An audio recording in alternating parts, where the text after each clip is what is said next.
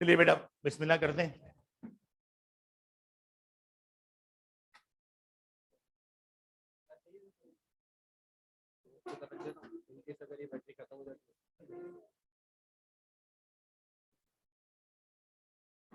चलो बेटा, काम चल रहा था हमारा बेसिक कॉन्सेप्ट्स के ऊपर, और कॉस्ट एंड मैनेजमेंट अकाउंटिंग में बेसिक कॉन्सेप्ट पे लास्ट क्लास में क्लासिफिकेशंस ऑफ कॉस्ट आपके साथ डिस्कस की थी, जहाँ पर हमने कॉस्ट को प्रोडक्शन कॉस्ट में भी डिवाइड किया था और नॉन प्रोडक्शन कॉस्ट में भी डिवाइड किया था।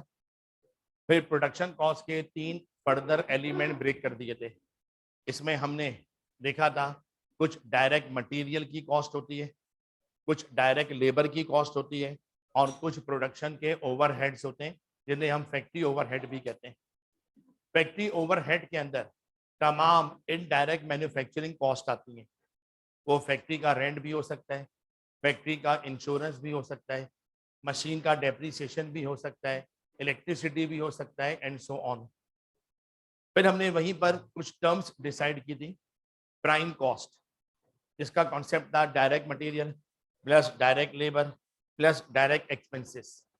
फिर कन्वर्जन कॉस्ट, कन्वर्जन कॉस्ट का कॉन्सेप्ट हमें नजर आया था कि ये वो कॉस्ट है जो हमारे रॉ मटेरियल को फिनिश गुड में कन्वर्ट कर दे। और कन्वर्जन की हमें जो कॉस्ट नजर आई थी उसमें डायरेक्ट लेबर की कॉस्ट थी और फैक्ट्री के ओवरहेड्स थे। अब बेटा थोड़ा बेसिक कॉन्सेप्ट में एक कॉन्सेप्ट और डिस्कस करना है, जिसका नाम है कॉस्ट बिहेवियर, क्योंकि उसकी हमें आगे जरूरत पड़ती है।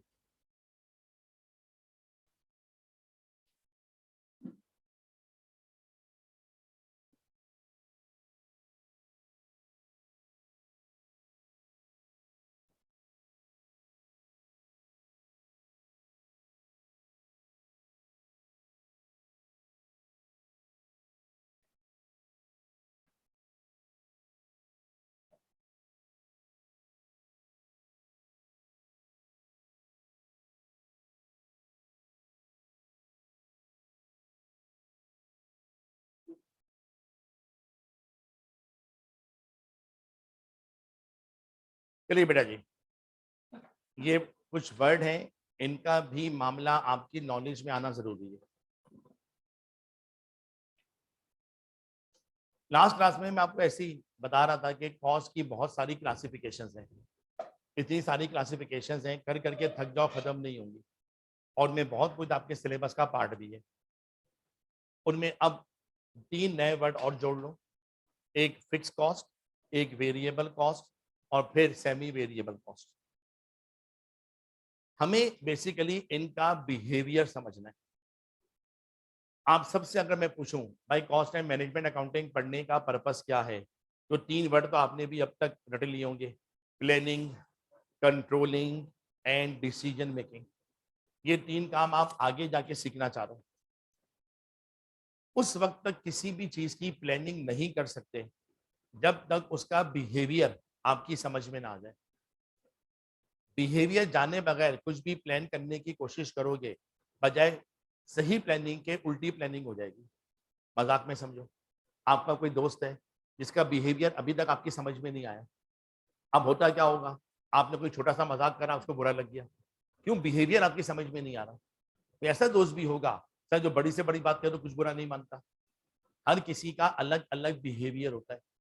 जिस तरह दोस्तों से अगर लॉन्ग टर्म दोस्ती रखनी है अगर, तो उनके बिहेवियर को समझ के बात करनी पड़ती है। इसी तरीके से अगर कॉस्ट की प्लानिंग करनी है तो कॉस्ट के बिहेवियर को भी समझ के प्लानिंग करनी पड़ेगी। कॉस्ट का एक बिहेवियर, इसे हम कहते हैं फिक्स कॉस्ट।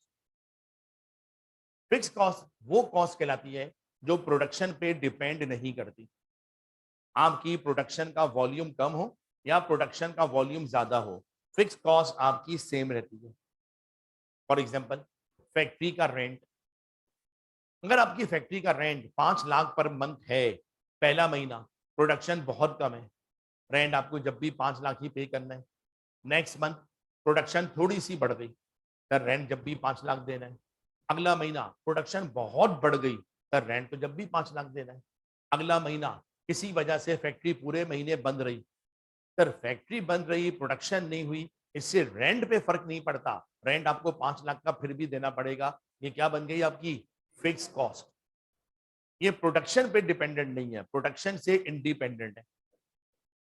इसी तरह से एक कॉस्ट और होती है, इन्हें हम कहते हैं semi variable cost. Variable cost वो कॉस्ट होती है जो कि वेरी करती है प्रोडक्शन के लेवल के साथ, डिपेंड करती हैं प्रोडक्शन के वॉल्यूम के ऊपर। जैसे जैसे आपकी प्रोडक्शन का वॉल्यूम बढ़ता चला जाएगा, कॉस्ट भी आपकी बढ़ती चली जाएगी। जैसे जैसे प्रोडक्शन का वॉल्यूम कम होता जाएगा, बेटा आपकी कॉस्ट भी कम होती जाएगी। एग्जांपल लेते हैं, अच्छी एग्जांपल, डायरेक्ट मटेरियल। मान लो आप शर्ट बनाकर बेचते हो, शर्ट बनाने में एक शर्ट में 100 रुपए का फैब्रिक कपड़ा लगाते हो। एक शर्ट बनाओगे 100 रुपए का फैब्रिक, 2 शर्ट बनाओगे 200 रुपए का मटेरियल, 5 शर्ट बनाओगे 500 रुपए का मटेरियल, 10 शर्ट बनाओगे 1000 रुपए का मटेरियल। जैसे जैसे आप ज्यादा शर्ट बनाते जा रहे हो, मटेरियल वाली कॉस्ट बढ़ती जा रही है। जैसे जैसे आप कम शर्ट बनाते जा रहे हो, मटेरियल वाली कॉस्ट कम होती जा रही है, लेकिन रेंट कम नहीं होगा, क्योंकि रेंट आपकी कौन है, वो फिक्स कॉस्ट है, लेकिन मटेरियल आपकी कौन है, वो वेरिएबल कॉस्ट है। ठीक है सर। कुछ कॉस्ट कहलाती हैं semi variable cost. Semi variable हम उन कॉस्ट को कहते हैं जिनका कुछ पोर्शन फिक्स्ड होता है और रिमेनिंग पोर्शन वेरिएबल होता है, यानी उसमें दोनों एलिमेंट पाए जाते हैं। उस कॉस्ट का कुछ हिस्सा फिक्स्ड है और बाकी रिमेनिंग हिस्सा वो वेरी करता है, वेरिएबल है। फॉर एग्जांपल, पीटीसीएल के टेलीफोन बिल्स। भाईजान पीटीसीएल के टेलीफोन आपके घर में भी लगे होंगे, ऑफिस में भी होते हैं, फैक्ट्रियों में भी होते हैं, उनके बिल भी आते हैं। वो बिल आप पे भी करते हो, क्योंकि आप बिल अपनी जेब से पे नहीं करते, पैसे पेरेंट देते हैं, आप डायरेक्ट पे कर देते होगे, तो आपने कभी उसको एनालाइज शायद ज्यादा ना करो। जब आप पीटीसीएल के बिल को देखो, उसमें दो चीजें होती हैं। उसमें एक होता है लाइन रेंट, पीटीसीएल की लाइन आपके घर पे आ रही है, ऑफिस में आ रही है, आप कम फोन करो ज्यादा फोन करो, लाइन रेंट फिक्स आपको देना ही देना है। मान लो लाइन रेंट है 400 रुपए पर मंथ, आप कम फोन करो ज्यादा फोन करो, इवन फोन ना भी करो, 400 रुपए पर मंथ लाइन रेंट आपने देना ही देना है। लेकिन उसमें दूसरी चीज होती है कॉल चार्जेस। आप जितनी ज्यादा कॉल करोगे और जितनी ज्यादा देर बात करोगे, उसके हिसाब से कॉल चार्जेस आएंगे। फॉर एग्जाम्पल, आपका किसी महीने का बिल आ गया 900 रुपए का, आपने क्या बोला, इस 900 रुपए के बिल में 400 रुपए तो फिक्स कॉस्ट है, बाकी 500 रुपए वो वेरिएबल है, कॉल चार्जेस। अगले महीने बिल आ गया 1000 रुपए का, आपने कहा इसमें 400 रुपए मेरी फिक्स कॉस्ट है, बाकी 600 रुपए मेरी कौन है, वो वेरिएबल कॉस्ट है। ठीक है सर। अभी हमारी शुरू शुरू की क्लासें हैं और आज दूसरी ही क्लास है, बातों को शुरू किए प्रैक्टिकली। बहुत सी मुश्किल बातें इस स्टेज पे करना इतना मुनासिब नहीं होता, क्योंकि अभी आपकी कॉस्टिंग की बहुत ज्यादा बेस नहीं बनी हुई, लेकिन कर भी देना चाहिए, ये सोच के बच्चा समझदार है, समझेगा। अभी हमने कहा भाई फिक्स कॉस्ट होती है, वेरिएबल कॉस्ट होती है, सेमी वेरिएबल होती है। पहली बात, कॉस्ट तो दो ही नजर आई, फिक्स्ड और वेरिएबल, बाकी तो उनका कॉम्बिनेशन है। फिर आपने बोला फिक्स कॉस्ट। लॉन्ग रन में अगर देखो, लॉन्ग रन में कोई भी कॉस्ट फिक्स नहीं होती। शॉर्ट रन में आप किसी कॉस्ट को फिक्स कह सकते हो, लॉन्ग रन में कोई कॉस्ट फिक्स नहीं होती। लॉन्ग रन में तमाम कॉस्ट वेरिएबल हो जाती है। जैसे मैंने आपको अभी एग्जांपल दिया, फैक्ट्री का रेंट। अगर आप कोई फैक्ट्री रेंट पे लेते हो, आपको प्रैक्टिकली पता हो, रेंट का पाकिस्तान में 11 महीने का एग्रीमेंट होता है, 11 महीने के बाद एग्रीमेंट रिवाइज होता है, और नॉर्मली सबको पता है रेंट कम तो होता नहीं है और थोड़ा सा बढ़ जाता है। हाँ, आप ये कह सकते हो रेंट मेरे लिए फिक्स्ड है 11 महीने तक, 11 महीने के बाद रेंट बढ़ गया, फिर फिक्स्ड हो गया अगले 11 महीने तक। लॉन्ग रन में देखो रेंट भी क्या है, वक्त के साथ चेंज होता रहता है। दूसरी एग्जांपल समझते हैं, आपने अभी अभी एडमिशन लिया है नए सब्जेक्ट्स के अंदर, मुझे नहीं पता टीएससी आपसे पर सब्जेक्ट फीस क्या चार्ज करता है, जो मेरे दिल में आ रहा है ऐसे बोल रहा हूँ, मान लो 20,000 रुपए पर सब्जेक्ट। ठीक है, चलो ठीक है, ठीक है। अब जो बच्चा बिल्कुल क्लासेस शुरू से ज्वाइन कर रहा है, वो भी 20,000 रुपए पे कर रहा है। किसी ने एक हफ्ते के बाद एडमिशन लिया, वो भी 20,000 रुपए पे कर रहा है। कोई एक महीने के बाद एडमिशन ले रहा है, वो भी 20,000 रुपए दे रहा है। 20,000 क्या है? Fix cost in this session, सिर्फ इस सेशन के लिए। किसी ने पूछा क्या भाई अगली बार भी फीस 20,000 होगी? फॉर एग्जाम्पल बताने वाले ने कहा नहीं यार, शायद फीस 1,000 रुपए बढ़ के 21,000 हो जाए। 20,000 की फीस फिक्स्ड है किस सेशन में? मार्च 23 की अटेम्प्ट के लिए। तो ये 6 महीने तक तो फिक्स्ड है, 6 महीने के बाद ये फिर बदल कर दोबारा फिक्स्ड हो जाएगी। तो जब हम कहते हैं ना फिक्स कॉस्ट, हम बेसिकली बात कर रहे होते हैं किसी पीरियड की, यानी हम जिस पीरियड की अकाउंटिंग कर रहा हो, अगर आप मान लो 6 महीने की अकाउंटिंग कर रहा हो या 1 साल की अकाउंटिंग कर रहा हो, तो आपने क्या सोचना है, इस 1 साल में कौन कौन सी कॉस्ट ऐसी है जो मुझे चेंज होती हुई नजर नहीं आ रही, जो प्रोडक्शन पे डिपेंड करती हुई नजर नहीं आ रही, वो आपके लिए उस पीरियड की फिक्स कॉस्ट है। और वो कौन कौन सी कॉस्ट है जो इस पीरियड में कम ज्यादा होती रहेंगी, वो हमारे लिए क्या बन गई? वेरिएबल कॉस्ट बन गई। ये जो बेटा हमारे पास कॉस्ट है ना, फिक्स्ड और वेरिएबल, इनका बिहेवियर जरूर समझना पड़ेगा, वरना आप प्लानिंग नहीं कर पाओगे। और जब प्लानिंग ही नहीं कर पाओगे तो चीजों की कंट्रोलिंग भी नहीं कर पाओगे। इन दोनों का जो है ना ड्यूल बिहेवियर है, डबल बिहेवियर है। अब उस बिहेवियर को समझने के लिए हम कुछ ग्राफ का सहारा लेते हैं कि ये फिक्स और वेरिएबल कॉस्ट के बिहेवियर्स हैं क्या।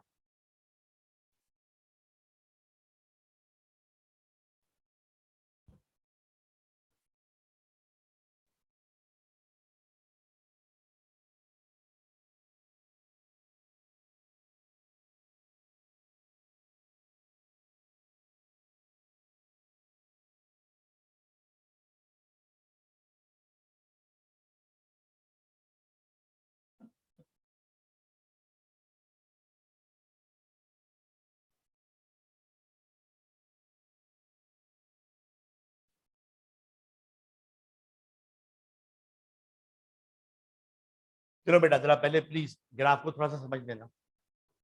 मैं इस वक्त जो बिहेवियर आपको समझाने की कोशिश कर रहा हूं वो फिक्स कॉस्ट इन टोटल का बिहेवियर समझा रहा हूं। मान लो हमारी फिक्स कॉस्ट में एक ही कॉस्ट है, उसका नाम है फैक्ट्री का रेंट। और फैक्ट्री का रेंट हम 1,00,000 रुपए पर मंथ पे करते हैं। पहला महीना प्रोडक्शन बिल्कुल भी नहीं है, प्रोडक्शन जीरो। ठीक है, अगर प्रोडक्शन जीरो है, रेंट तो जब भी देना होगा और 1,00,000 रुपए ही देना होगा। नेक्स्ट मंथ प्रोडक्शन थोड़ी सी बढ़ गई, अच्छा थोड़ी सी बढ़ गई, रेंट नहीं बढ़ेगा, रेंट वही देना है 1,00,000। अगला महीना आया, रेंट प्रोडक्शन बे इंतहा बढ़ गई, अच्छा बे इंतहा बढ़ गई, रेंट नहीं बढ़ेगा, रेंट फिर भी वही है 1,00,000। अगर मैं इनको ज्वाइन करूं तो ये कुछ स्ट्रेट लाइन की शक्ल बनती हुई नजर आएगी। और ये स्ट्रेट लाइन हमें क्या बता रहा है कि फैक्ट्री का रेंट प्रोडक्शन से इंडिपेंडेंट है। प्रोडक्शन कम हो या प्रोडक्शन ज्यादा हो, फैक्ट्री के रेंट पे कोई फर्क नहीं पड़ रहा। यानी फिक्स कॉस्ट इन टोटल वो प्रोडक्शन पे डिपेंड नहीं कर रही। ये फिक्स कॉस्ट इन टोटल का बिहेवियर है। लेकिन इसी फिक्स कॉस्ट का एक बिहेवियर और भी है।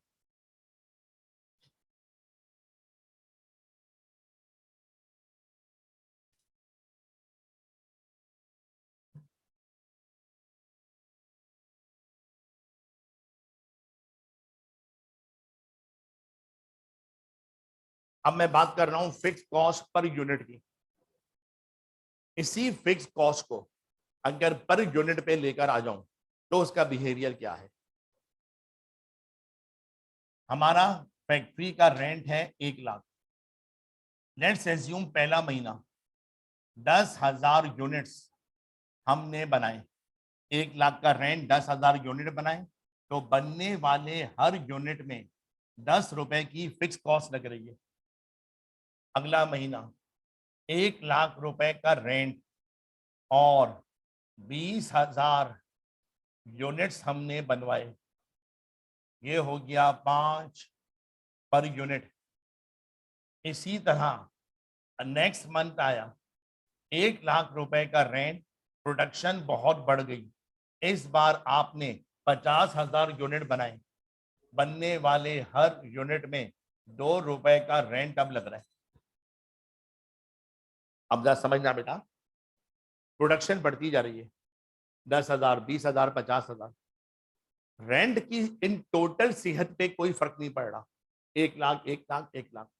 लेकिन जैसे जैसे प्रोडक्शन बढ़ती जा रही है, पर यूनिट आपका रेंट क्या होता जा रहा है, कम होता जा रहा है, 10 रुपए 5 रुपए 2 रुपए। अगर मैं इस वक्त इस इंफॉर्मेशन को ग्राफ पे प्लॉट करूं और production and factory rent per unit के दरमियान ग्राफ बनाऊं, तो ये ग्राफ कुछ इस किस्म का होना चाहिए। जैसे जैसे प्रोडक्शन बढ़ती जा रही है, रेंट पर यूनिट कम होता जा रहा है, और जैसे जैसे रिवर्स में आओ, प्रोडक्शन कम होती जा रही है, फैक्ट्री का रेंट पर यूनिट वो आपका बढ़ता चला जा रहा है। मुझे नहीं पता आप अब तक मेरी बताई जाने वाली बात का क्रस निकाल पाए या निकाल पाए। अगर मैं इन दोनों ग्राफ की समरी बनाऊं,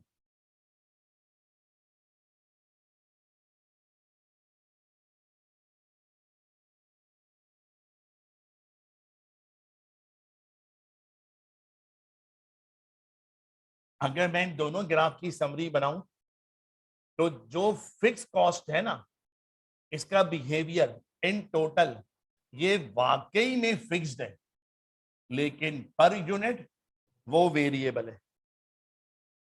यानी जिस कॉस्ट को आप फिक्स कॉस्ट समझ रहे हो, इन टोटल तो वो फिक्स्ड है, लेकिन पर यूनिट वो क्या कर रही है, वेरी कर रही है, कम ज्यादा हो रही है। दो बिहेवियर हो गए भाई, इन टोटल तुम फिक्स्ड हो, पर यूनिट तो तुम वेरी कर रहे हो, कम ज्यादा हो रहा हो प्रोडक्शन के साथ।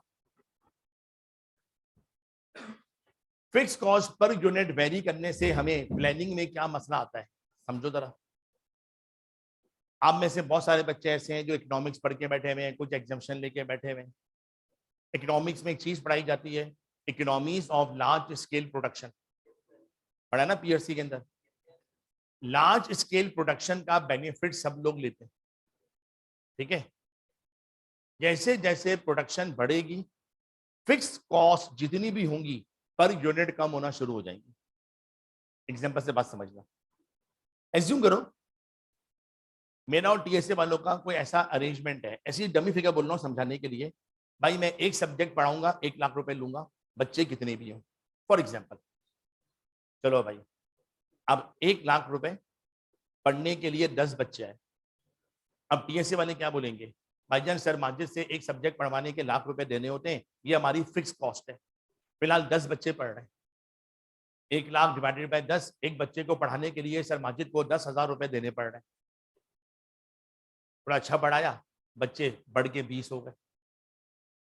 इससे इनकी टोटल कॉस्ट पे कोई फर्क नहीं पड़ेगा, इन्होंने अभी भी टीचर को लाख रुपए ही देने, लेकिन कॉस्ट पर स्टूडेंट क्या हो गई, कम हो गई, वो 5,000 हो गई।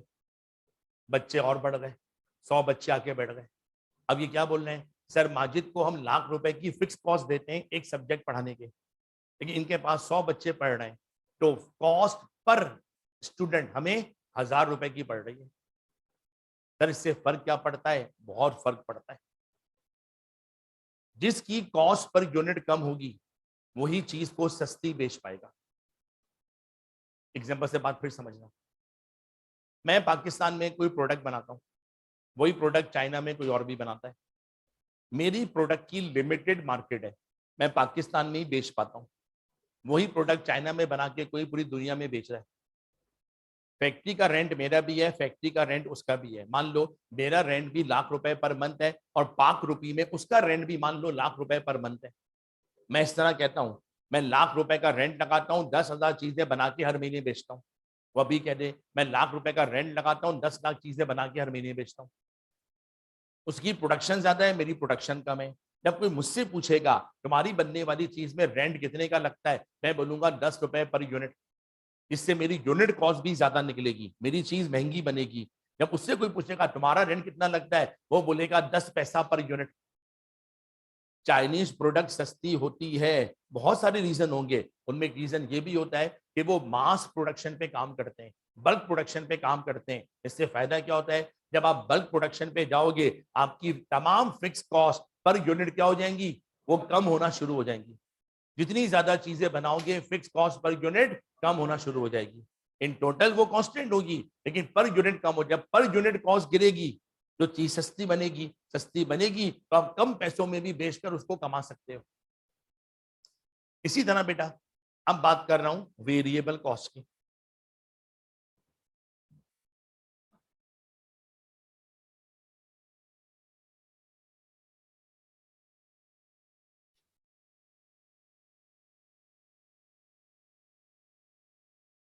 इसमें हम पहले बात कर रहे हैं वेरिएबल कॉस्ट इन टोटल की।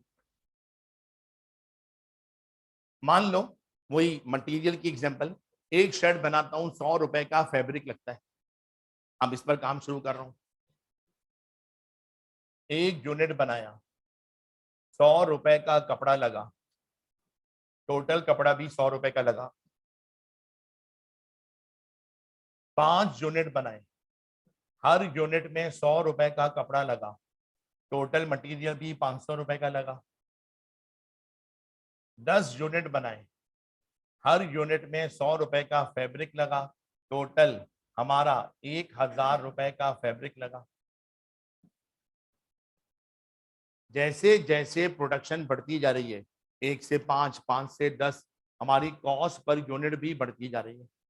अगर मैं इस वक्त प्रोडक्शन और टोटल मटेरियल कॉस्ट के दरमियान ग्राफ बनाऊं,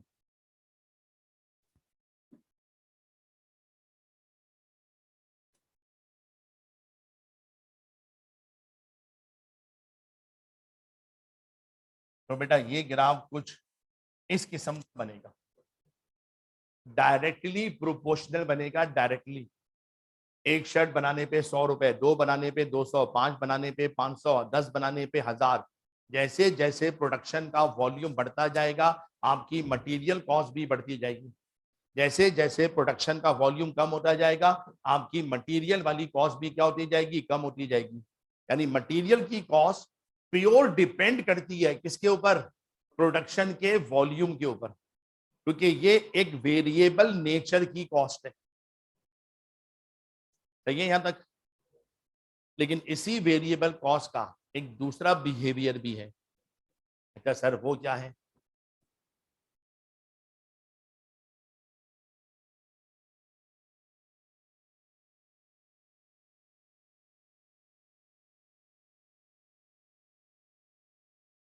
अब बेटा वेरिएबल कॉस्ट पर यूनिट को एनालाइज कर रहा हूं।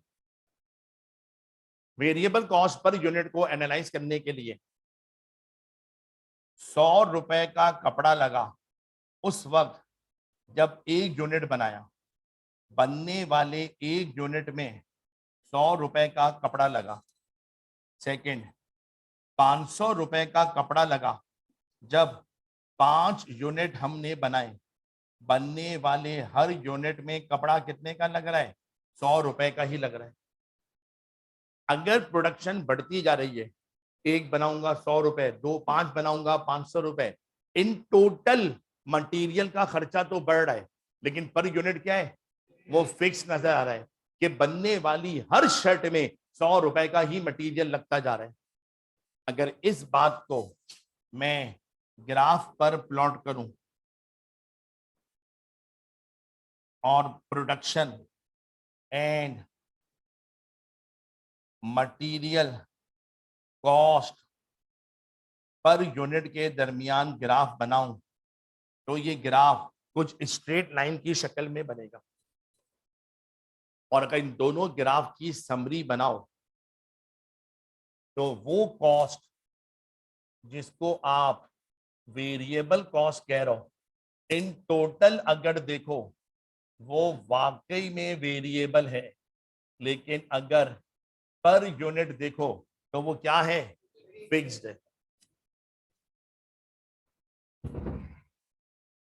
समझ में आ रही है बात? तो बेटा कुछ रिवर्स नेचर है, सोच समझ के प्लानिंग करनी पड़ेगी। फिक्स कॉस्ट इन टोटल तो वो फिक्स रहती है, लेकिन पर यूनिट वो वेरी करती है। वेरिएबल कॉस्ट इन टोटल वो वेरी करती है, पर यूनिट वो फिक्स रहती है। आपने कॉस्टिंग अभी नई नई पढ़ना शुरू करी है, ये हकीकत है। ठीक है सर? तो अभी बहुत सारी बातें अभी आपको नहीं पता, लेकिन ये छोटी छोटी सी बातें जो दिमाग में आपके जमा होती जा रही हैं, ये आगे जाके काम बड़ा बड़ा करवाएंगी। आगे जाकर आपको जब सेशन एंड हो रहा होगा, सबसे बड़ा चैप्टर, सबसे इंपॉर्टेंट चैप्टर पढ़ना है, उसका नाम है डिसीजन मेकिंग। और डिसीजन लेना इतना आसान काम नहीं होता, सबको पता है फैसले जिंदगी में मुश्किल ही होते हैं सबके। तो एज अ मैनेजमेंट आप ऑर्गेनाइजेशन के लिए जब भी कोई डिसीजन मेकिंग करने जाओगे बहुत सोच समझ के करनी पड़ेगी। और अगर कॉस्ट के बारे में डिसीजन लेने जा रहा हो तो कॉस्ट का बिहेवियर समझ में आना जरूरी है। चलो, क्या कहना चाह रहा हूँ, कुछ एग्जाम्पल से बातों को समझाने की कोशिश करता हूँ। जो बातें करो बेटा फालतू बातें नहीं है कॉस्टिंग के अंदर, क्योंकि दिमाग वाला सब्जेक्ट है, इसमें आपका दिमाग खोलना है, मैनेजमेंट की तरह सोचना सिखाना है। तो फालतू बातें बहुत करनी पड़ती हैं, उन फालतू बातों में कोई मैसेज होता है, उन्हें समझने की कोशिश आपने करनी है। अभी सेशन नया नया शुरू हुआ है, अब्बू ने ऐसे ही पूछा, हाँ बेटा कौन कौन से सब्जेक्ट अडॉप्ट करे इस बार। आपने आपने बता दिया अब्बू इसमें कॉस्टिंग भी लिया है। मान लो अब्बू कॉस्टिंग के बारे में ज्यादा नहीं जानते, ऐसे ही पूछा, बेटा ये कॉस्टिंग के सब्जेक्ट में क्या सिखा रहे हैं। आपने कहा अब्बू अभी तो शुरू हुआ है, लेकिन बता रहे थे अकल वाला सब्जेक्ट है, कुछ प्लानिंग करना सिखाएंगे, कुछ कंट्रोलिंग करना सिखाएंगे और अकल की डिसीजन मेकिंग करना सिखाएंगे। अब उन्होंने कहा सुन के तो काफी इंटरेस्टिंग लग रहा है। बात खत्म हो गई। कुछ दिनों के बाद अब्बू ने आपको बुलवाया, जहाँ अब्बू अम्मी बैठे में कुछ बातें कर रहे थे, आपको भी बुलवाया। अब्बू ने कहा बेटा हम कुछ घर के मामले में डिसीजन मेकिंग करना चाह रहे हैं। तो आपने कहा अब्बू इसमें मेरा क्या काम। अब्बू ने कहा आपने कहा था ना कुछ दिन पहले कि आप भी अकल वाली बातें सीख रहे हो, तो ये पहले आप अकल वाली बातें सीखते नहीं थे, हम कभी आपको पूछते ही नहीं थे, लेकिन क्योंकि आपने अकल वाली बातें हम सीख ली हैं, थोड़ी हमारी मदद करो फैसला करने में। आप भी बैठ गए। मान लो अब्बू ने इस तरह कहा, बेटा आपको तो पता ही है कुछ महीनों के बाद घर में भाई की शादी होने वाली है, वेडिंग फंक्शन है, उसके लिए मैंने कोई बैंक्वेट हॉल देखा है। अब्बू ने हॉल के बारे में आपको बताया। आपने कहा अब्बू तो बहुत अच्छा हॉल है।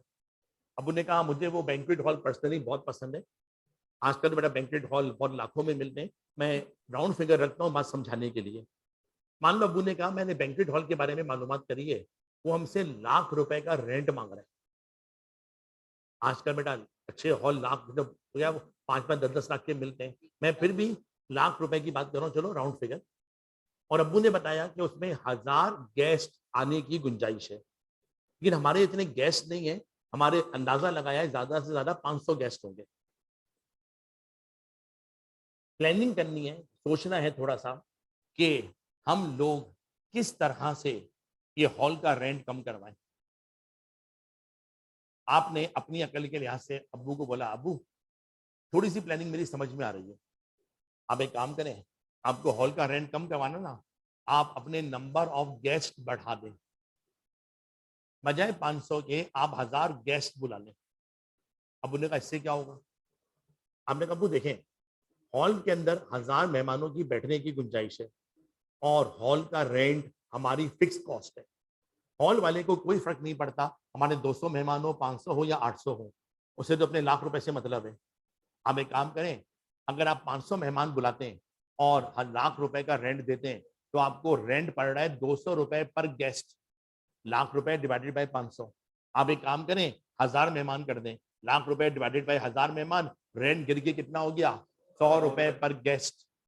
अब आपने कहा अब्बू से, देखा अब्बू बैठे बैठे मैंने कैसा आपका हॉल सस्ता करवा दिया। ठीक है, अब्बू ने हैरत से देखा और फिर पूछा किनसे पढ़ रहा हो कॉस्टिंग। ठीक है, मेरा नाम नहीं बताना। अच्छा, आपने कहा अब्बू क्यों क्या हो गया। आपने कहा बेटा मैं तो ये समझ रहा था आप हमें ये समझाओगे कि भाई कोई रेफरेंस निकालते हैं, हॉल वाले से जान पहचान निकालते हैं, उससे बातचीत करके रेंट कम करवा लेते हैं। तो आपने कहा अब्बू मैंने सस्ता करवा तो दिया, ₹100 आधा करवा दिया। अब्बू ने कहा बेटा अगर 500 मेहमान एक्स्ट्रा बुलाऊंगा तो उन्हें खाना कौन खिलाएगा, और खाना हमारी प्योर वेरिएबल कॉस्ट है। आप अब्बू ने बताया कि देखो बेटा मैंने कैटरिंग वाले से बात करी है, जो खाना मैं गेस्ट को खिलाना चाह रहा हूँ वो ₹1000 पर मेहमान मांग रहे हैं। अगर मैं आपके कहने से मेहमान 1000 कर दूं तो हर मेहमान पे मुझे ₹100 का रेंट बचेगा, लेकिन हर मेहमान को ₹1000 का खाना खिलाना पड़ेगा। आपका फैसला रेंट का तो बचा देगा लेकिन खाने वाली कॉस्ट बढ़वा देगा। तो आपका फैसला मुझे नेट कितना नुकसान दे रहा है, ₹900। खाना वेरिएबल कॉस्ट है। अब समझना क्या है, कभी कभी हम फिक्स कॉस्ट बचाने के चक्कर में अपनी क्या बढ़वा लेते हैं, वेरिएबल कॉस्ट बढ़वा लेते हैं।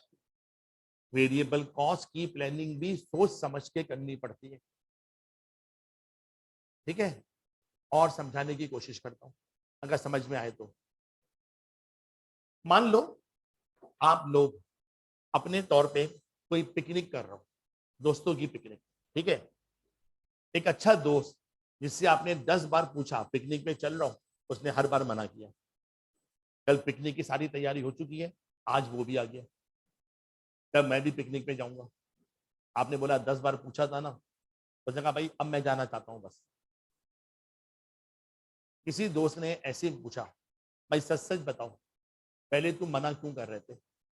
उसने कहा यार मैं ये समझ रहा था जिस किस्म की पिकनिक तुम अरेंज कर रहे हो इतने पैसे मैं दे नहीं पाऊंगा, और सच्ची बात है इतने पैसे मेरे पास अभी भी नहीं है। थोड़े बहुत पैसे मैं अरेंज कर लूंगा, तो मुझे थोड़े बहुत पैसों में पिकनिक में ले जाओ। जैसे ही ये बात आप दोस्तों ने सुनी, फौरन क्या बोला, मजाक में बोल रहा हूँ लेकिन बात सही है, आपने क्या बोला, यार हम लोग क्या बेवकूफ है, ज्यादा पैसे दे रहे हैं और ये ज्यादा समझदार बन रहा है, कम पैसों में पिकनिक में आएगा। नहीं भाई नहीं, मना कर दो, कम पैसों में कोई पिकनिक में नहीं जाएगा। लेकिन आप में से कोई समझदार था, उसने क्या बोला, 5 मिनट दो मैं इससे कुछ बात कर लूं। कह रहे हाँ, तो मैंने कहा जो बात कर रहा हूं तुम भी समझो। अब अपने दोस्तों को समझा रहे, देखो हम लोग फार्म हाउस बुक करवा चुके हैं, फार्म हाउस वाले ने हमसे 20,000 का रेंट लिया।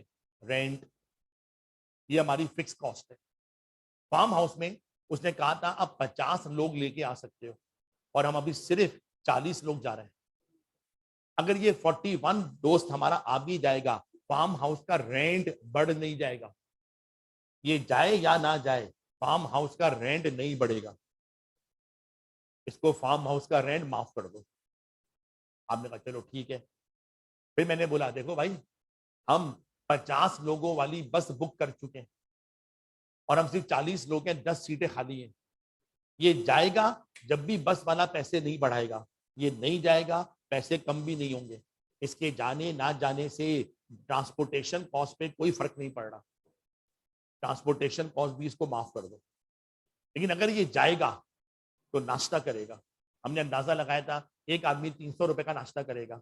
अगर ये जाएगा खाना खाएगा, हमारे अंदाजे के मुताबिक एक स्टूडेंट 500 रुपए का खाना खाएगा। अगर ये जाएगा तो वापसी पे शाम की चाय नाश्ता भी हमारे साथ करेगा, तो हमारे मुताबिक 200 रुपए तक का होगा। ये वो कॉस्ट है, इसके जाने की वजह से बढ़ जाएगी। इससे पूछो नाश्ते के 200 रुपए दे सकता है, खाने के 500 रुपए दे सकता है, ठीक है, 300 रुपए चाय पानी नाश्ते के दे सकता है। उसने कहा इतने तो मैं दे दूंगा। उसने कहा 1,000 रुपए मैं दे देता हूँ। अब बाकी दोस्त क्या बोल रहे हैं, अरे यार हम लोग 1500 रुपए दे के जा रहे हैं, इससे तुम 1,000 रुपए लेके जा रहे हो। लेकिन पता है क्या बोलोगे आप डिसीजन मेकिंग करते वक्त, 1,000 रुपए में हमने वो सारी रेलिवेंट कॉस्ट कवर कर ली है जो इसके जाने की वजह से आ रही है। इसका जाना हमें महंगा नहीं पड़ रहा। ये नहीं भी जाएगा जब भी हमने 1,500 ही देने थे, ये जाएगा जब भी हमने 1,500 ही देने। इसके जाने की वजह से हमारी टोटल कॉस्ट 1,000 रुपए से बढ़ रही थी। अगर ये अपने हिस्से के 1,000 रुपए तक निकाल ले तो इसके जाने की वजह से हमें कोई एडिशनल पैसे नहीं देने पड़ेंगे। अब बस में सब लोग जा रहे हैं, ठीक है, आप उसको क्या बोल रहे हो और गुस्से से देख रहे हो, ये कम पैसों में जा रहे हैं। लेकिन वो पता है क्या बोल रहा है, मैं अपने हिस्से के पूरे पैसे दे रहा हूं, मैं अपने हिस्से के पूरी रेलिवेंट कॉस्ट पे करके जा रहा हूं। कुछ समझ में आ रही बात आप लोगों के। तो बेटा कॉस्ट की प्लानिंग करने के लिए बहुत सोचना पड़ता है, जज्बाती होकर फैसले नहीं करने पड़ते। कॉस्ट के बिहेवियर को, कॉस्ट की नेचर को सोच के हमें कॉस्ट की प्लानिंग और कंट्रोलिंग करनी पड़ती है। ठीक है सर जी, चलो बेटा अब हमें आखिरी बात का ग्राफ देखना है, कौन है वो हमारे लिए, semi variable cost. Semi variable जिसके अंदर कुछ पोर्शन फिक्स्ड है, बाकी पोर्शन वेरिएबल है। सेमी वेरिएबल कॉस्ट का ग्राफ कुछ उसी किस्म का होता है जिस तरह टोटल कॉस्ट का ग्राफ होता है। जब मैं कहता हूं टोटल कॉस्ट किसी भी चीज की, तो टोटल कॉस्ट के अंदर कुछ कॉस्ट फिक्स्ड है और कुछ कॉस्ट वेरिएबल है। मिसाल दे रहा हूं, टीएसए अभी बोलते हैं हमारी हर महीने टोटल कॉस्ट 80 लाख रुपए की लगती है। उस 80 लाख में कुछ तो फिक्स्ड होंगी ना, लाइक स्टाफ सैलरी वगैरह, और कुछ हमारी क्या होंगी, वेरिएबल कॉस्ट भी होंगी।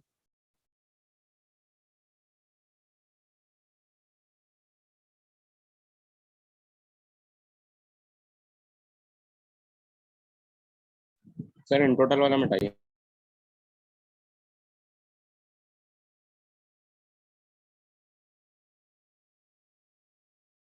आप लोग बेटा ग्रुप कौन सा बनाया था? अच्छा कैंप 3। सर 357 वाला। बेटा पूछता इसलिए हूँ क्योंकि वो नॉर्थ में अलग नाम से बना हुआ है, यहाँ पे अलग नाम से बना है।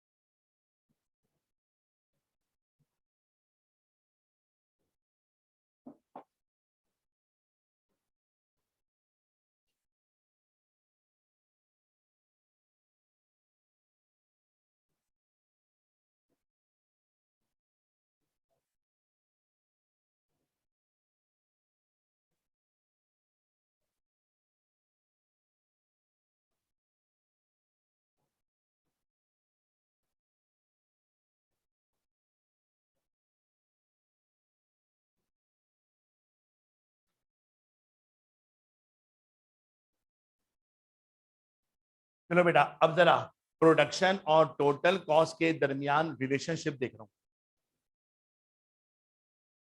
मान लो हमारी हर महीने की मिनिमम फिक्स कॉस्ट है 5 लाख। काम कम करो ज्यादा करो, 5 लाख की फिक्स कॉस्ट हर महीने लगनी है। अगर 5 लाख की फिक्स कॉस्ट हर महीने लगनी है, टोटल कॉस्ट का ग्राफ वो बेटा कुछ इस किस्म का होता है। टोटल कॉस्ट का ग्राफ कभी भी 0 से शुरू नहीं होगा।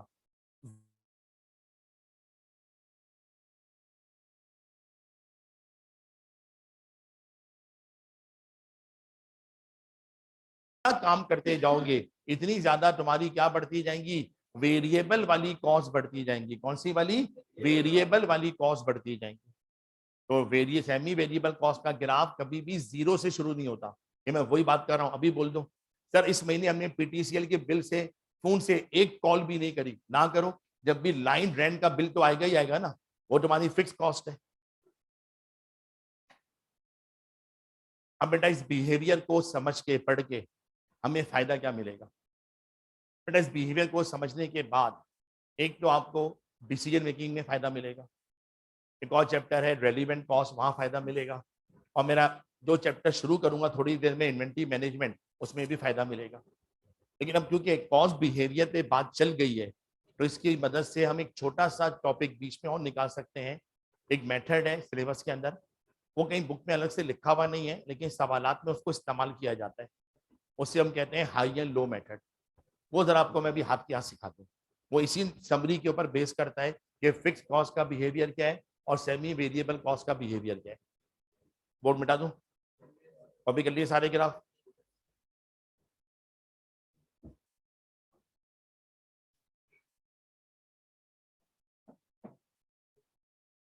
इसने बेटा ये देखो, इसमें एक लाइन ये चल रही है,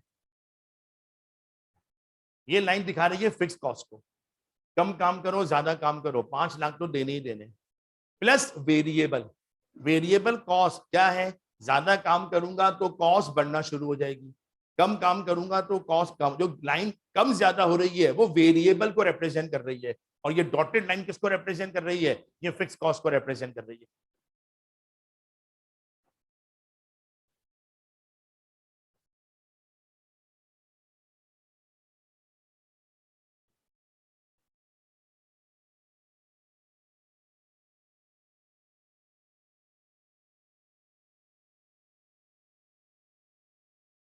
सर सेमी वेरिएबल वाला मत मिटाइएगा अभी।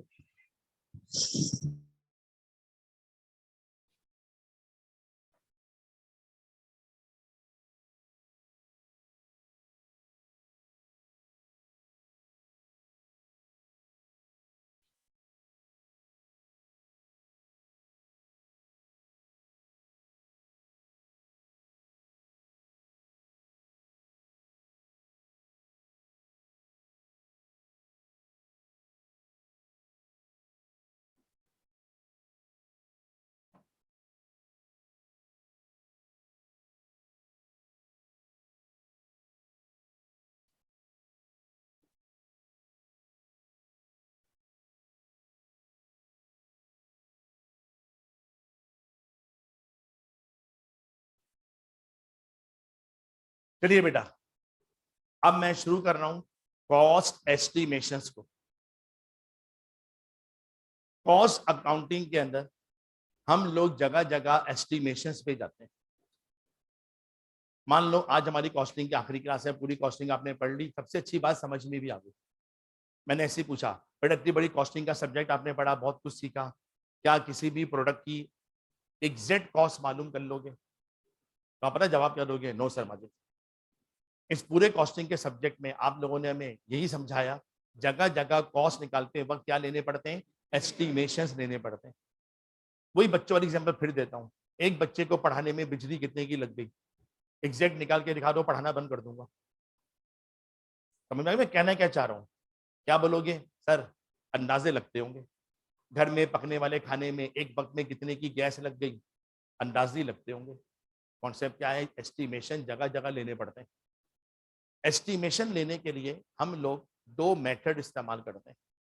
एक मेथड कहलाता है हाई एंड लो मेथड, और एक कहलाता है रिग्रेशन एनालिसिस, जो आपने स्टेट्स में भी पढ़ा था। लीस्ट स्क्वायर मेथड के नाम से शायद पढ़ा हो, उसे रिग्रेशन भी कहते हैं। रिग्रेशन पहले कॉस्ट अकाउंटिंग में था, जब ये कैफ 8 था, और कॉस्ट अकाउंटिंग में इसके 4 बार सिर्फ रिग्रेशन का अपना सवाल आ चुका है। लेकिन अब इस रिग्रेशन वाले को उठाकर ये ले गए कैफ 6 के अंदर। हाई एंड लो मेथड अभी भी आपके सिलेबस का पार्ट है।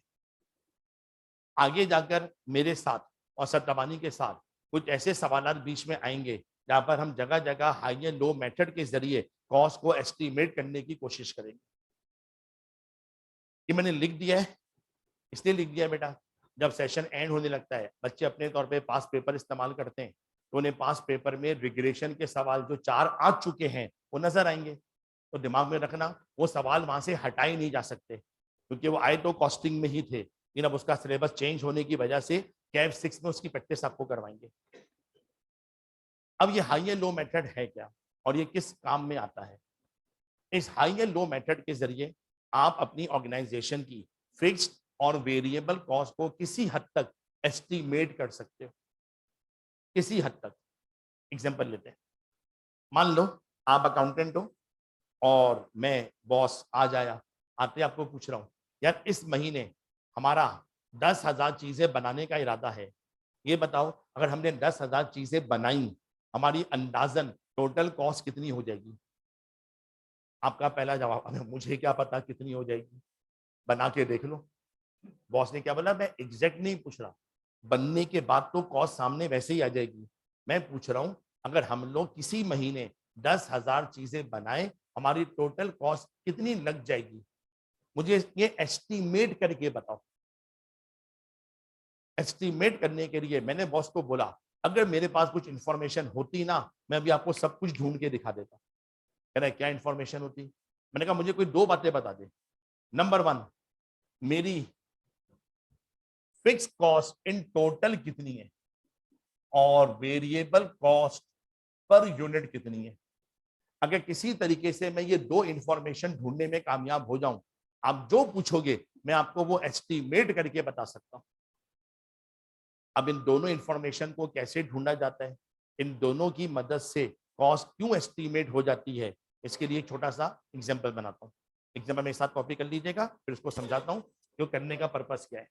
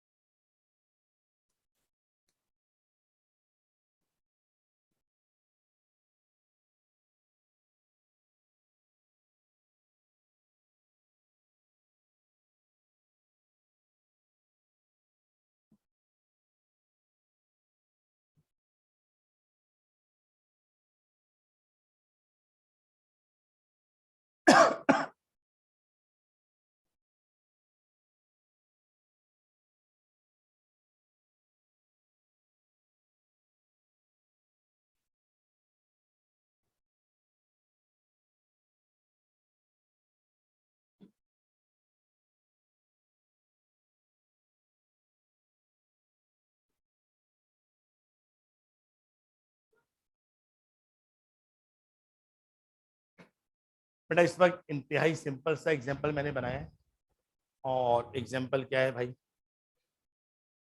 जनवरी के अंदर 4000 यूनिट बनाए, टोटल कॉस्ट हमारी लग गई 50,000। फरवरी में प्रोडक्शन कम हो गई 30,000, मार्च में प्रोडक्शन कुछ और हो गई, एंड सो ऑन। ज्यादा प्रोडक्शन कर रहा हूँ तो टोटल कॉस्ट भी ज्यादा लग रही है, कम प्रोडक्शन कर रहा हूँ तो टोटल कॉस्ट भी कम लग रही है। रिक्वायर्ड में सिंपल सी बात लिखी हुई है, calculate estimated cost to produce 12,000 unit. अगर हम लोग 12,000 यूनिट बनाएं अगर, तो हमारी अंदाजन कितनी कॉस्ट लगेगी? हमें 12,000 यूनिट की एस्टिमेटेड कॉस्ट मालूम करनी है अगर बनाएं तो। अब यहां पर जितना बिहेवियर आपने अभी समझा है उसको इस्तेमाल करो। भाई 1,000 बना, 2,000 बना, 5,000 बना, 12,000 बना या ना बना, तेरी जो फिक्स कॉस्ट है इन टोटल वो क्या लग रही होगी? वो तो फिक्स्ड ही लग रही होगी। कम बना, ज्यादा बना, इवन ना भी बना, तेरी fix cost in total fixed होगी। लेकिन अगर तू ज्यादा बनाएगा तो तेरी वेरिएबल कॉस्ट बढ़ रही होगी, और अगर तू कम बना रहा होगा तो तेरी वेरिएबल कॉस्ट भी कम हो रही होगी। हाई एंड लो मेथड हमें मदद करता है फिक्स्ड और वेरिएबल कॉस्ट ढूंढने के अंदर। परफेक्ट, देखो कोई मैजिक की छड़ी तो है नहीं, मैं मैजिक की छड़ी इस पे घुमाऊं और फिक्स कॉस्ट अलग हो जाए, वेरिएबल कॉस्ट अलग हो जाए, ऐसा कुछ होने वाला नहीं, आपको भी पता है। अंदाजे लगाने के लिए बहुत से मेथड बने हुए।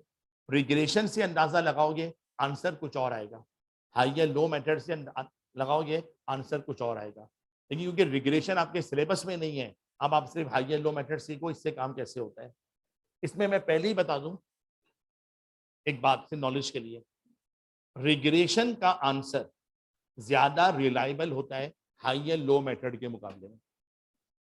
रिग्रेशन का आंसर, आपने कहा सामाजिक क्यों? रिग्रेशन आपने पढ़ा तो है ना स्टेट्स में, थोड़ा याद होगा। स्लोप बनाते थे y equal to a plus B X, याद है कुछ? फिर वो सिग्मा स्क्वायर करते थे, सिग्मा एक्स स्क्वायर करते थे, याद है ना कुछ बेटा? ऐसी वर्किंग करते थे। जब रिग्रेशन इस्तेमाल होगा ना, रिग्रेशन, अगर मेरे पास 5 महीनों का डेटा है, वो 5 महीनों के डेटा को इस्तेमाल करेगा और फिर कुछ एस्टिमेट करेगा। लेकिन हाई एंड लो मेथड है ना, वो क्या बोलता है, मैं सारे डेटा को देख के नहीं, सिर्फ 2 इंफॉर्मेशन को देख के कुछ एस्टिमेट करूंगा। 2 बातों को सुनकर एस्टिमेट करना और 5 बातों को सुन के एस्टिमेट करना, एस्टिमेशन में फर्क आएगा नहीं आएगा? तो ज्यादा रिलायबल होता है रिग्रेशन। लेकिन वो कैव 6 में आप सीखना, अब हाई एंड लो मेथड को अप्लाई करने जा रहा हूं।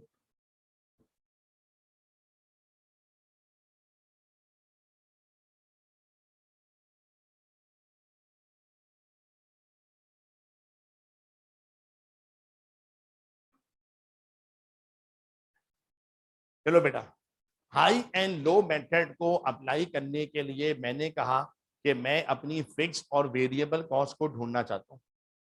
लेकिन जैसे ही मैंने बोला फिक्स्ड और वेरिएबल, बिहेवियर आपके सामने लिखा हुआ है। आपने कहा फिक्स कॉस्ट इन टोटल तो फिक्स्ड है, पर यूनिट तो वो वेरी करती है। Variable cost in total variable है, पर यूनिट वो फिक्स्ड है।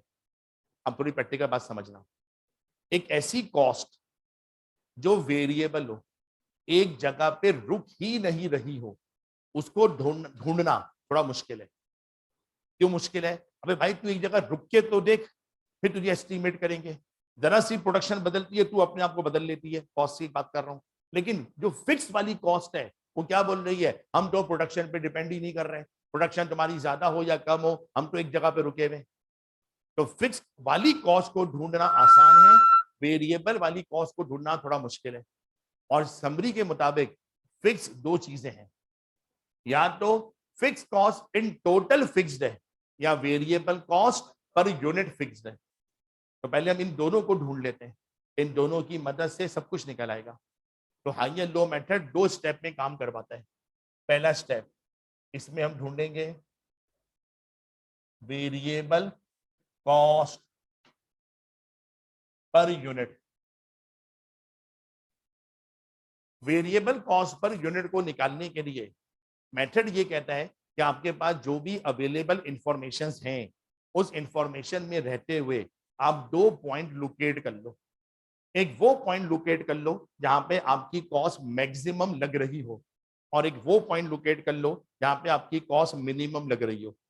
अब मैंने डेटा पे नजर डाला, मैंने कहा यार सबसे ज्यादा कॉस्ट 90 की आ रही है अप्रैल के महीने में, इसे मैंने नाम दे दिया हाई पॉइंट। फिर मैंने कहा सबसे लो कॉस्ट फरवरी में लग रही है, इसे मैंने नाम दे दिया लो। ये है मेरा हाई पॉइंट, ये है मेरा लो पॉइंट। अब इन दोनों इंफॉर्मेशन को उठा लो, इनकी मदद से सब कुछ निकल आएगा। पहले मेरा हाई पॉइंट, हाई पॉइंट मेरा अप्रैल के महीने में जब मैंने 8,000 यूनिट बनाए, टोटल कॉस्ट 90,000 की लग गई, और मैंने 2,000 यूनिट बनाए,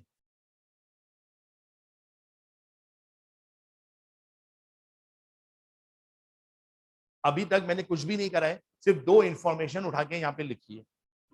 अब आप इन दोनों का डिफरेंस ले लो, इन दोनों का डिफरेंस एक लॉजिकल बात हमें समझा रहा है। 8 में से 2,000 माइनस करें, ये आ गए 6,000 यूनिट, और अगर टोटल कॉस्ट का डिफरेंस लूं वो आ रहा है 60,000। अब समझना ये डिफरेंस हमें क्या समझा रहा है। जब मैं 2,000 चीजें बना रहा था, टोटल कॉस्ट 30,000 की लग रही थी, लेकिन जैसे ही मैंने 8,000 बनाई, टोटल कॉस्ट 90,000। क्या ज्यादा बनाने पर फिक्स कॉस्ट बड़ी होगी? आवाज नहीं आ रही? फिक्स कॉस्ट तो नहीं बड़ी होगी, फिक्स कॉस्ट तो इन टोटल फिक्स्ड होती है। इसका मतलब है अगर मैं 6,000 चीजें ज्यादा बनाऊं तो मेरी टोटल कॉस्ट में 60,000 रुपए का इजाफा हो जाता है, और ज्यादा बनाने पर जो कॉस्ट बढ़ जाए वो कौन होती है?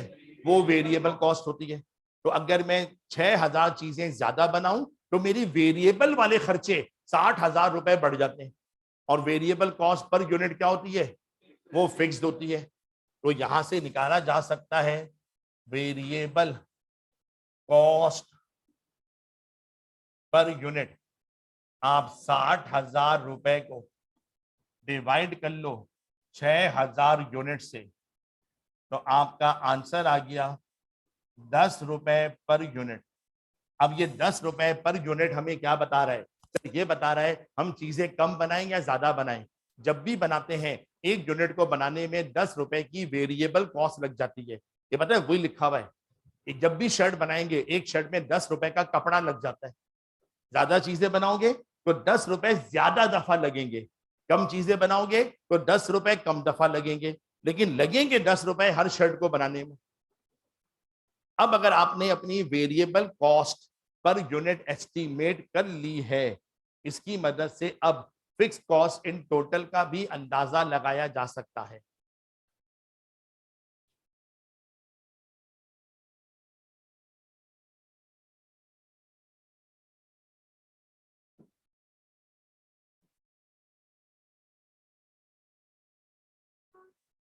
इस वक्त मैंने 2 पॉइंट उठाए हैं, एक 8,000, एक 2,000। 8,000 बनाओ या 2,000 बनाओ, इवन ना भी बनाओ, तुम्हारी फिक्स कॉस्ट पर मंथ क्या होनी है? वो सेम होनी है। अब मैं इन दोनों जगह पर फिक्स कॉस्ट कैलकुलेट करने की कोशिश कर रहा हूं।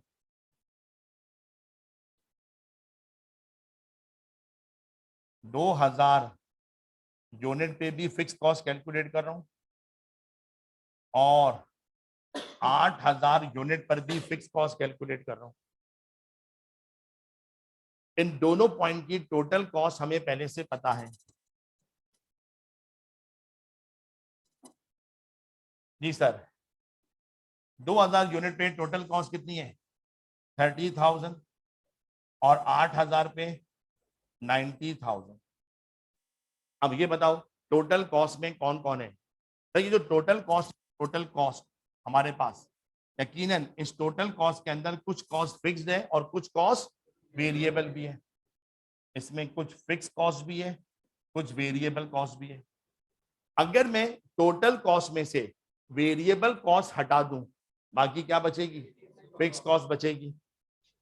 अब इसमें से लेस करवा रहा हूं टोटल वेरिएबल कॉस्ट। आपने कहा सर टोटल वेरिएबल कॉस्ट कहां से ढूंढेंगे, वो मैं उसके बिहेवियर को ढूंढ के समझूंगा। मैं जब भी चीज बनाऊंगा 10 रुपए की वेरिएबल कॉस्ट 1 यूनिट पे लगेगी। अगर मैं 2000 चीजें बनाऊंगा तो 10 रुपए 2000 दफा लगेंगे, और अगर मैं 8000 चीजें बनाऊंगा तो 10 रुपए 8000 बार लगेंगे। समझ आ रही ना बात सबके? 10 रुपए 2000 बार लगेंगे तो टोटल वेरिएबल कॉस्ट 20,000 की लगेगी। 8000 दफा 10 रुपए लगेंगे, टोटल वेरिएबल कॉस्ट 80,000 की लगेगी। जब मैंने इनको बेटा माइनस किया, आंसर आ गया 10,000 per month.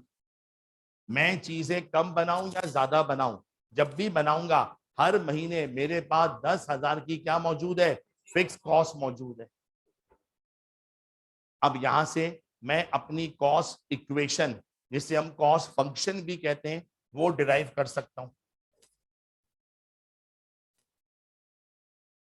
Cost function y equal to a plus B X, where y equal to total cost, a equal to fix cost per month,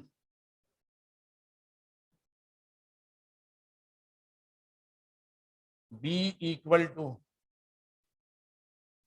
variable cost per unit, and x equal to number of unit. Sir मेरी जो total cost है ना, वो बराबर है 10,000 plus 10 of x। ये मेरी total cost है। यानी हर महीने चीजें कम बनाऊं या ज्यादा बनाऊं, 10,000 की फिक्स कॉस्ट तो लगनी ही लगनी है। 10,000 प्लस कुछ वेरिएबल कॉस्ट भी लगनी है, और वेरिएबल कॉस्ट हर यूनिट पे कितनी लगनी है, 10 रुपए के लिहाज से लगनी है। अब जितने एक्स चीजें बनाते जाओ 10 रुपए से मल्टीप्लाई करते जाओ तो आपकी वेरिएबल कॉस्ट निकल आएगी। अब क्वेश्चन की रिक्वायरमेंट क्या थी, अगर हम 12,000 चीजें बनाएं हमारी टोटल कॉस्ट कितनी लग जाएगी, उसको एस्टिमेट करो।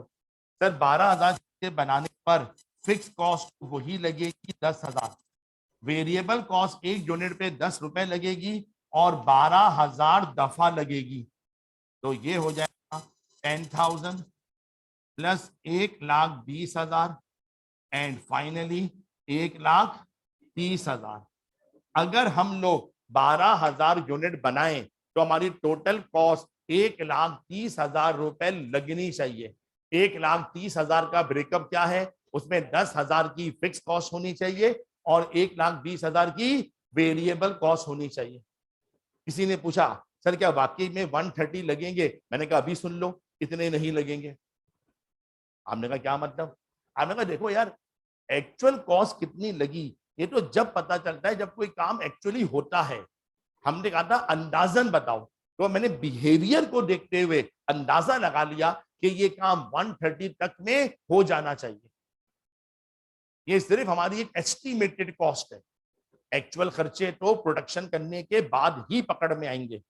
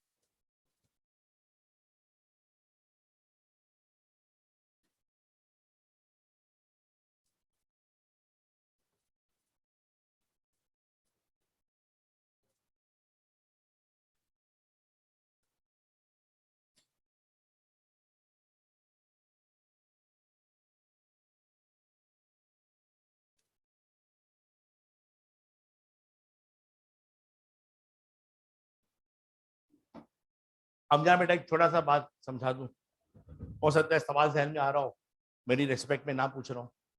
आपने कहा सर माजी जो डेटा अभी आपने बोर्ड पे लिखा है एग्जाम्पल का, आपने सिर्फ हाई एंड लो पॉइंट ही क्यों उठाया? ये जो एग्जाम्पल आपने बनाया है इसमें आप कोई भी 2 पॉइंट उठा लो, कोई भी 2 पॉइंट उठा के डिफरेंस निकाल लो, डिफरेंस वही 10 रुपए पर यूनिट ही आएगा। इस एग्जाम्पल के अंदर हमेशा ऐसा नहीं होता। फिर कह रहा हूं, आज हमारी प्रैक्टिकली दूसरी क्लास ही है, बहुत सारी मुश्किल बातें एक साथ नहीं कर सकता, करूंगा आपको समझ में अगर नहीं आई तो आप क्या बोलोगे बड़ा मुश्किल सब्जेक्ट है, हालांकि है नहीं। अभी आपको समझाया variable cost per unit constant होती है, लेकिन आप में से किसी ने एक बात नहीं बोली, आपने कहा सर माजिद एक हद तक। मैंने कहा क्या मतलब? आप ऐसे बोल सकते थे, देखो सर माजिद अभी आपने एग्जांपल दिया, एक शर्ट बनाऊंगा 100 रुपए का कपड़ा, 5 शर्ट बनाऊंगा 500 रुपए का कपड़ा, 10 शर्ट बनाऊंगा 1000 रुपए का कपड़ा। एज्यूम कर लो हम बहुत ज्यादा शर्ट बना रहे हैं, बहुत ज्यादा कपड़ा खरीद रहे हैं, ज्यादा खरीदने पे सप्लायर क्या देता है? डिस्काउंट देता है। एक वक्त आएगा जब सप्लायर हमें डिस्काउंट देना शुरू कर देगा, या आपके सिलेबस में है और मेरे पहले चैप्टर में ये इन्वेंट्री मैनेजमेंट, परचेज करते वक्त डिस्काउंट लेना चाहिए या डिस्काउंट नहीं लेना चाहिए। जैसे ही मैंने ये बोला फिर आपने क्या बोला, सर अब तो पक्का पक्का आपकी चाय का टाइम हुआ है, क्योंकि डिस्काउंट का मतलब होता है सेविंग। और अब क्या बेतुकी बातें कर रहा हो, इस तरह सेविंग नहीं करनी चाहिए बेटा, कभी कभी ज्यादा डिस्काउंट लेने में उल्टा नुकसान हो जाता है। ये आपको सिखाऊंगा इन्वेंट्री मैनेजमेंट के, डिस्काउंट लेना है या डिस्काउंट नहीं लेना है।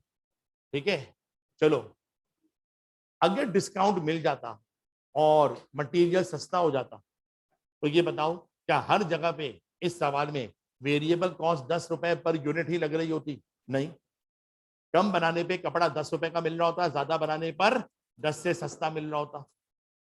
अब जब हम टोटल कॉस्ट देखते हैं ना, कहीं टोटल कॉस्ट के अंदर वेरिएबल कॉस्ट 10 रुपए के हिसाब से शामिल है और कहीं 10 से कम के हिसाब से शामिल है।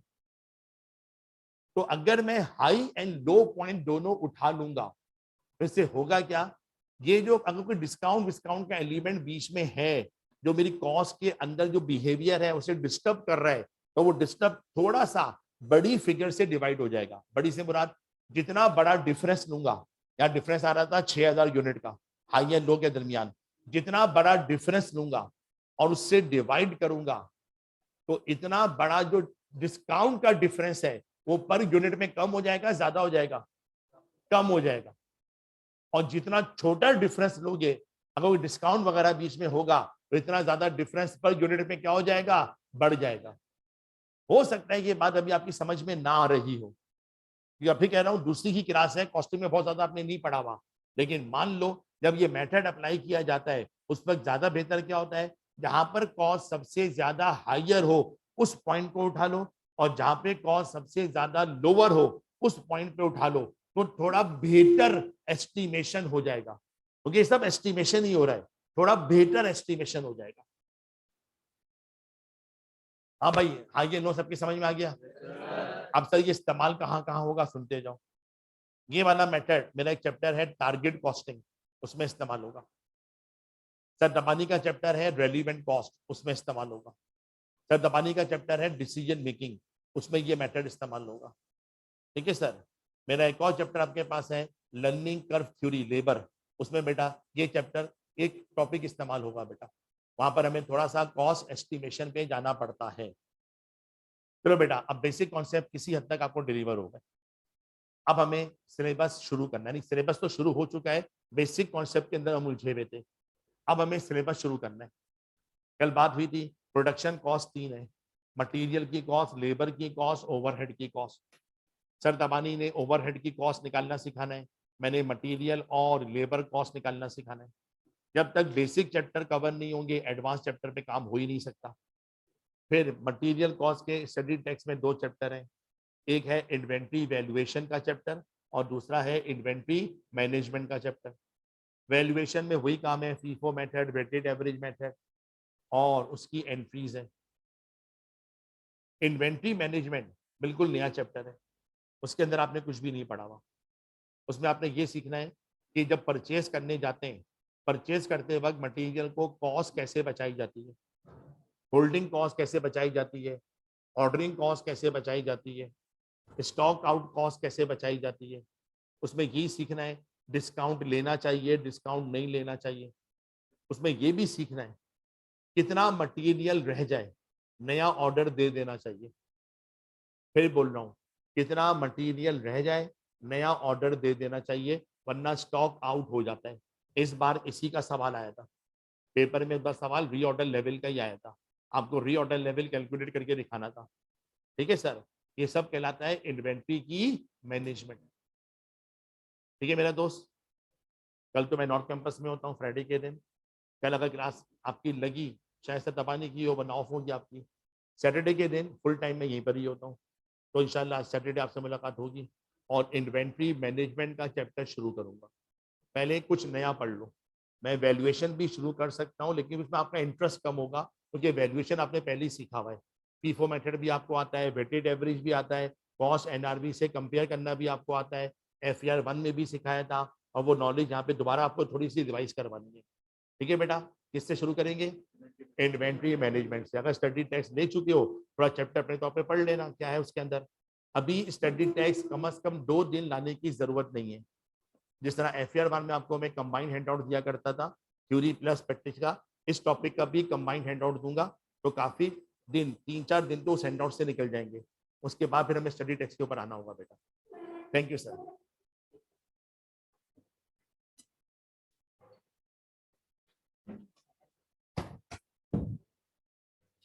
सर अभी ऑफ मत कीजिएगा इसको, लिख रहा हूँ।